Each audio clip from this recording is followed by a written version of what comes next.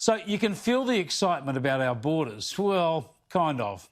People from the ACT will be allowed to fly into Queensland now. The ACT is a little free bubble there in the Capital Territory, allowed to go to South Australia now and Queensland, as long as they don't sully themselves by driving through the virus-ridden badlands of New South Wales on the way. They must fly over the virus. What a crock. I mean, the degree to which these premiers are suspicious of people and fearful of the virus is out of all proportion. Have a listen to Anastasia Palaszczuk on the ACT arrangements.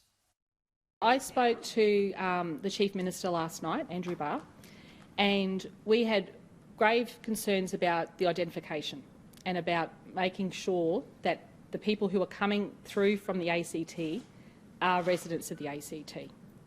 So they have given us an assurance, and we've also had some correspondence from the airport as well, and that now gives us the week to make sure all of that is bedded down.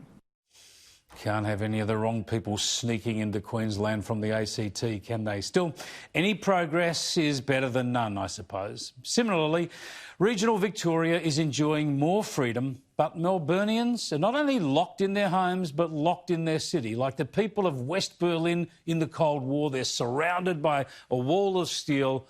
Only this is actually to keep them in, not the freedom seekers out. And this is with less than 50 infections a day. Now, the federal government and the states are doing a bit extra to bring more Aussies back from overseas. New South Wales is still going to do the lion's share, and it'll take an extra 500 arrivals a week, while South Australia, Western Australia and Queensland will be boosting their numbers too, but not without demanding more time and more federal help. We desperately don't want to see what happened in Melbourne happen in Western Australia. We cannot afford to make the same mistakes here.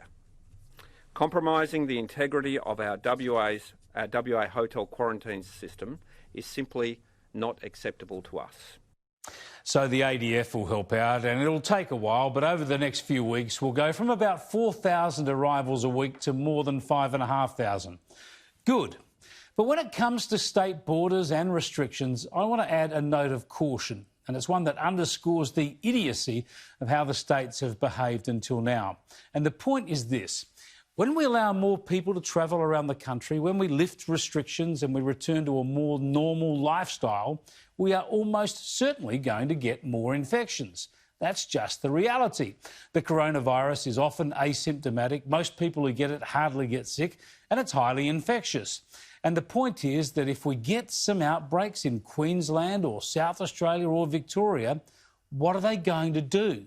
Lock down again? Shut the borders again? They can't. It's madness. It's cruel, it's costly, it's unsustainable, and it won't work. Premier Daniel Andrews today was again talking about battening down until there is a vaccine. All of those steps that we have taken need to be just the new normal for aged care settings well into 2021. Right up until a vaccine arrives, we're going to have to continue to be extra vigilant. Well, let's hope. But what if there isn't a vaccine, or vaccines are used but they aren't highly effective? What if the vaccine really just gives a bit of cover for opening up? You'll still get infections, still get outbreaks and some COVID deaths. And you can't lock down again. So let me say this again, and it's been obvious for 6 months, but Daniel Andrews, and it seems half the country, doesn't want to face up to it.